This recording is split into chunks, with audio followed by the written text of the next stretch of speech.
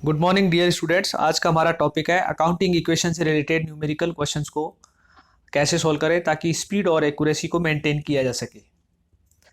आपको पता है अकाउंटिंग इक्वेशन से रिलेटेड जो न्यूमेरिकल क्वेश्चन होते हैं उनको एक टेबुलर फॉर्मेट में सॉल्व किया जाता है, जिसमें दो साइड होती हैं।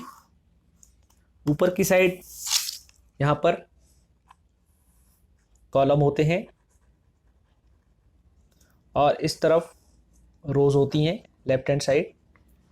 रोज में हम लिखते हैं ट्रांजैक्शंस एंड इक्वेशंस और इधर कॉलम में हम लिखते हैं items of assets and liabilities. हमारे पास नंबर ऑफ ट्रांजैक्शन नोन होते हैं, क्वेश्चन में गिवन होते हैं कितने ट्रांजैक्शन है। जितने ट्रांजैक्शन होते हैं उतने ही इक्वेशन भी बनते हैं। तो यदि ट्रांजैक्शन 5 है तो इक्वेशन भी 5 होंगे और इस तरह से 10 लाइनें यूज होंगी। तो नंबर ऑफ ट्रांजैक्शन हमारे सामने होते हैं, इसीलिए हम रोज कितनी यूज होगी ये डिसाइड कर सकते हैं क्वेश्चन सॉल्व करने से पहले ही। लेकिन कॉलम कितने यूज होंगे ये हमारे सामने पहले से ज्ञात नहीं होता। क्यों नहीं होता? क्योंकि आइटम्स जो हैं असेट्स और लायबिलिटी के वो डायरेक्टली गिवन नहीं होते। आइटम असेट्स और लायबिलिटी के जो आइटम्स हैं वो जो ट्रांजैक्शन है उसके अंदर छिपे हुए होते हैं। हमें हर ट्रांजैक्शन को पढ़ना पड़ता है, उसको एनालाइज करना पड़ता है और उसके बाद हमें ये पता करना पड़ता है कि कौन सा असेट और कौन सा लायबिलिटी अफेक्टेड हो रहा है। तो इसीलिए नंबर ऑफ असेट्स और लायबिलिटी क्लियर न होने के कारण कॉलम साइड कितने कॉलम बनेंगे यहाँ पर स्टूडेंट डिफिकल्टी फील करता है। मेरा जो तरीका है, अगर आप उस तरीके से करेंगे तो आपको ये डिफिकल्टी नहीं आएगी। तो आइए हम एक क्वेश्चन सॉल्व करके देखते हैं। एक क्वेश्चन ले रहा हूँ। एक क्वेश्चन है आपके सामने, देखिए। क्वेश्चन नंबर 10 है। ये ग्रेवाल सर की बुक है, चैप्टर है 5th अकाउंटिंग इक्वेशन और क्वेश्चन नंबर 10 है। और ये बुक का एडिशन 2018 का है। तो इसमें देखिए आप, prepare the accounting equation, prove that accounting equation is satisfied in all the following transaction of Suresh, also prepare a balance sheet। तो यहाँ पर नंबर ऑफ ट्रांजेक्शन कितने हैं वो देख लीजिए। नंबर ऑफ ट्रांजेक्शन 6 है, तो 6 लाइनें ट्रांजेक्शन की होंगी और 6 इक्वेशन की होगी। अब ये क्वेश्चन आपके सामने है, आप अपनी बुक खोल के रख लीजिए, उसमें क्वेश्चन निकाल के रख लीजिए, क्योंकि मैं ये क्वेश्चन हटाऊंगा स्क्रीन पे से और फिर सॉल्यूशन दिखाऊंगा आपको। इसीलिए आप जब मैं क्वेश्चन पढ़ूंगा तो आप अपनी बुक में से पढ़ेंगे। तो आइए शुरू करते हैं।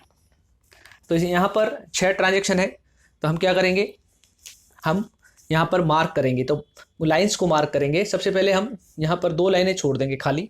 2 लाइनें क्यों खाली छोड़ेंगे? पहली लाइन में हम लिखेंगे ए इजिकल टू, यहाँ पर L plus C. Equal to हम नहीं लगा रहे हैं क्योंकि अभी हमारे पास हमें ये पता नहीं कि असेट कहाँ जाके ख़त्म होगी, असेट कितनी है, इसीलिए हम इज इक्वल टू नहीं लगा रहे हैं। दूसरी वाली लाइन जो हमने खाली छोड़ी है वहाँ हम असेट्स और लायबिलिटी के आइटम लिखेंगे जैसे जैसे हमें ज्ञात होगा। यहाँ सबसे पहले हम लिखेंगे ट्रांजेक्शन 1, एक लाइन छोड़ेंगे, 2, 3, 4, 5 और 6।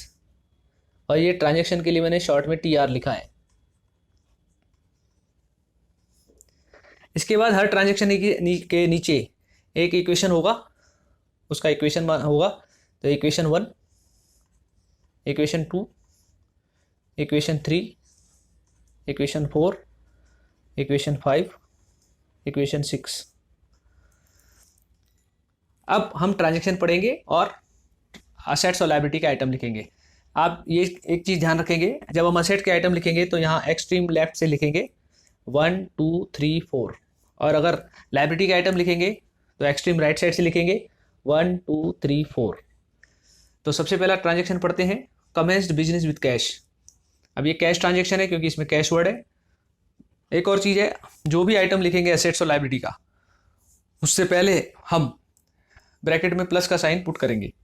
तो यहाँ सबसे पहला आइटम होगा असेट में कैश, तो हमने लिखा कैश, और एक्सट्रीम राइट साइड में हम यहाँ पर लिखेंगे कैपिटल और प्लस का साइन लगाएंगे। पहला ट्रांजैक्शन है कमेंस बिजनेस विद कैश 60,000, तो यहाँ कैश बढ़ेगा, प्लस होगा, और फिंगर टच करते हुए लाइए, यहाँ पर कैपिटल भी बढ़ेगी। फिंगर से ऐसे टच करते हुए आएंगे तो लाइन ऊपर नीचे नहीं होगी।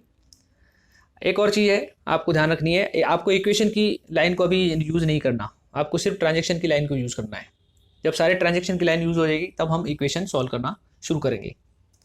अब दूसरा जो है ट्रांजेक्शन वो है paid rent in advance. Paid rent in advance, इसमें ये कैश ट्रांजेक्शन है, एक तो कैश माइनस होगा और एडवांस रेंट नाम की एक असेट क्रिएट होगी, और एडवांस रेंट नाम की असेट हमारे सामने अभी है नहीं, तो हम यहाँ पर एडवांस रेंट नाम की एक असेट का कॉलम बना देंगे। और ट्रांजेक्शन जो है वो सेकंड है और उसमें कैश माइनस हो जाएगा 500 और एडवांस रेंट की एक नई असेट क्रिएट हो जाएगी।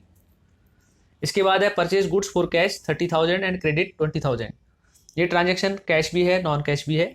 आपने गुड्स परचेज किया है तो स्टॉक टोटल 30 और 20 टोटल 50,000 से स्टॉक बढ़ेगा। तो यहाँ स्टॉक नहीं है हमारे पास तो हम स्टॉक लिखेंगे असेट साइड में। स्टॉक बढ़ेगा 50,000 से, कैश माइनस होगा 30,000 से, कैश हमारे पास है, और क्रेडिटर बढ़ जाएंगे 20,000 से, तो लायबिलिटी में एक नया आइटम आएगा क्रेडिटर्स। अब हम ट्रांजेक्शन लिखेंगे, आइटम हमने लिख दिए हैं, तो स्टॉक बढ़ाएंगे हम कितने से, स्टॉक के नीचे ऐसे फिंगर टच करके लाएंगे, ऐसे इसका अलाइनमेंट चेक करेंगे ताकि गलती ना हो, प्लस 50,000, कैश ट्रांजेक्शन जो है वो है 30,000, तो 30,000 माइनस हो जाएगा, और फिंगर टच करते हुए लाएंगे ऐसे, पर दोनों को साथ लाएंगे तो सही रहेगा, दो फिंगर, एक यहाँ पर दूसरी ऊपर से यहाँ पर, तो ये प्लस होगा, क्रेडिटर अराइज होंगे 20 के। इसके बाद हम पढ़ेंगे next transaction, sold goods for cash 30,000 costing 20,000। ये कैश ट्रांजेक्शन है एक, तो दूसरा कॉस्ट है 20,000 की और 30,000 में बेचा है, तो 10,000 का प्रॉफिट है, उससे कैपिटल बढ़ेगी, कॉस्ट 20,000 से स्टॉक माइनस होगा और कैश 30,000 से बढ़ेगा। क्या हमारे पास कैश है? हाँ है। स्टॉक है? हाँ है। और कैपिटल भी है, तो नया आइटम ऐड करने की कोई ज़रूरत नहीं है। तो सबसे पहले कैश प्लस करते हैं 30,000 से, ट्रांजेक्शन में लिखेंगे, इक्वेशन को यूज़ नहीं करेंगे इसलिए केयरफुल रहें।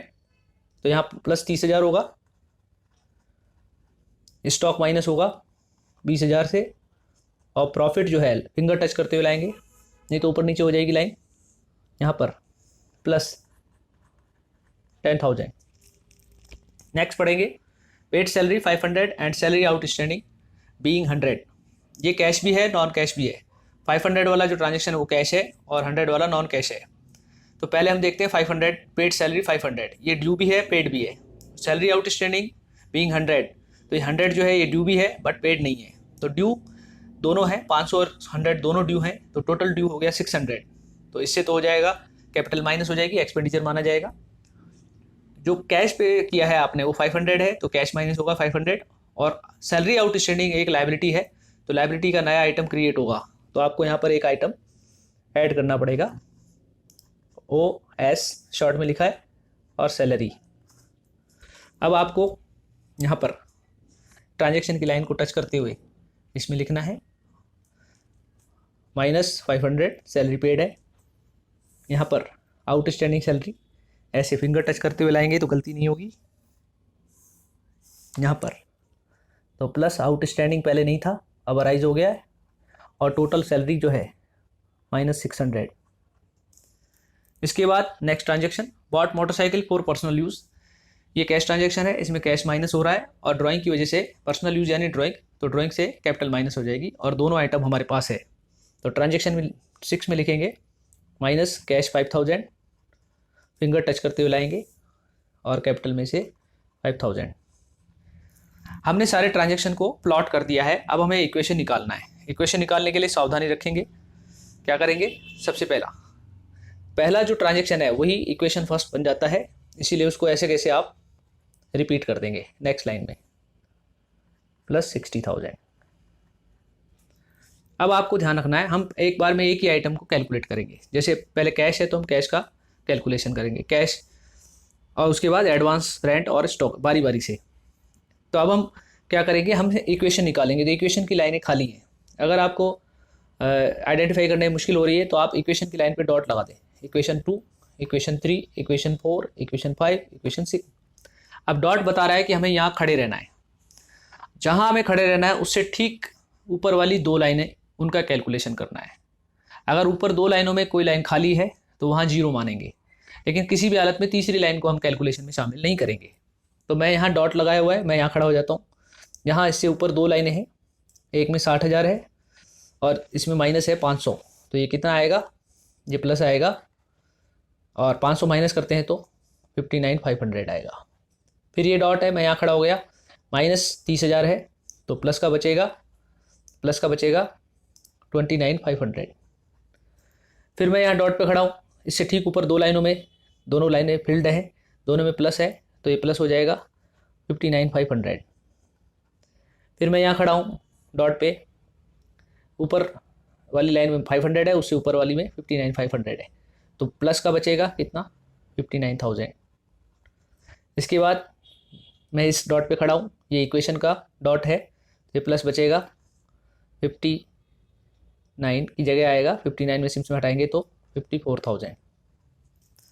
तो इस तरह से हमने कैश सॉल्व कर लिया। एडवांस रेंट की बात करो, एडवांस रेंट में ऊपर वाली लाइनें खाली छोड़ देनी है, जहाँ से शुरू हो रहा है उसके नीचे ही निकालेंगे, ऊपर नहीं निकालेंगे कोई भी इक्वेशन। तो यहाँ पर इक्वेशन 2 है तो पहला डॉट यहाँ लगाएंगे, एक लाइन छोड़ेंगे, दूसरा यहाँ पर, फिर यहाँ छोड़ देंगे, इसको खाली छोड़ेंगे, तीसरा यहाँ पर, फिर यहाँ पर गलती से यहाँ मैंने लगा दिया है, तो आप थोड़ा ध्यान रखेंगे। तो यहाँ पर इक्वेशन 2 है, यहाँ पर, यहाँ खड़े हम, तो इससे ऊपर 2 लाइन है, इसमें 500। फिर इक्वेशन यहाँ है, इससे ऊपर 2 लाइन है, दोनों का कैलकुलेशन करते हैं तो ये 0 है, ये 500, तो 500 हो गया। ये ट्रांजेक्शन की लाइन है, गलती से डॉट लगाया, इसको छोड़ें आप। इक्वेशन में यहाँ पर देखें, यहाँ पर प्लस 500, फिर यहाँ पर प्लस 500 और प्लस 500। इसके बाद स्टॉक निकालेंगे, ऊपर वाली लाइनें खाली हैं तो इनको छोड़ देंगे। इक्वेशन की लाइन ये है, डॉट, एक लाइन छोड़ के फिर डॉट, एक लाइन छोड़ के फिर डॉट, एक लाइन छोड़ के फिर डॉट। अब यहाँ पर प्लस 50,000 आएगा। ये यहाँ मैं खड़ा हूँ डॉट पे, तो ये माइनस है, ये प्लस है, तो प्लस का 30,000 आएगा, ये प्लस का 30 आएगा, और ये भी प्लस का 30 आएगा। आउटस्टैंडिंग सैलरी निकाल रहे हैं हम, ऊपर वाली लाइनें खाली छोड़ेंगे, जहाँ से शुरू हो रहा है उसके नीचे ही इक्वेशन निकालेंगे। तो ये इक्वेशन 1 है, इक्वेशन की लाइन है, डॉट, एक लाइन छोड़ के फिर डॉट। तो यहाँ पर मैं यहाँ खड़ा हूँ, इससे ठीक ऊपर 2 लाइनें, एक लाइन में 100 है, दूसरी खाली है तो 100 आएगा। फिर मैं यहाँ खड़ा हूँ, यहाँ पर भी ठीक ऊपर 2 लाइनें, तो एक खाली है पहली वाली, दूसरे में 100 है तो 100 आएगा। ऐसे ही क्रेडिटर का निकालेंगे, ऊपर वाली लाइनें उनमें कुछ नहीं लिखेंगे। यहाँ इक्वेशन 3 फर्स्ट है, यहाँ डॉट, एक लाइन छोड़ के फिर डॉट, एक लाइन छोड़ के फिर डॉट, एक लाइन छोड़ के फिर डॉट। डॉट पे खड़े हैं, खड़े होकर पिछली 2 लाइनें, तो यहाँ मैं डॉट पे खड़ा हूँ, प्लस 20,000, फिर प्लस 20,000, क्योंकि एक लाइन खाली है और दूसरी में 20,000 है। यहाँ गलती क्या हो सकती है, हम दोनों को जोड़ने की गलती कर देंगे, जबकि ऐसा नहीं है, क्योंकि हम यहाँ खड़े थे तो ठीक ऊपर 2 लाइन में पहली खाली है और इसमें दूसरी वाले में 20,000 है। अब यहाँ खड़े हैं तो यहाँ खड़े हैं तो इससे ऊपर ये खाली है और यहाँ 20,000 है तो ये 20,000 आएगा।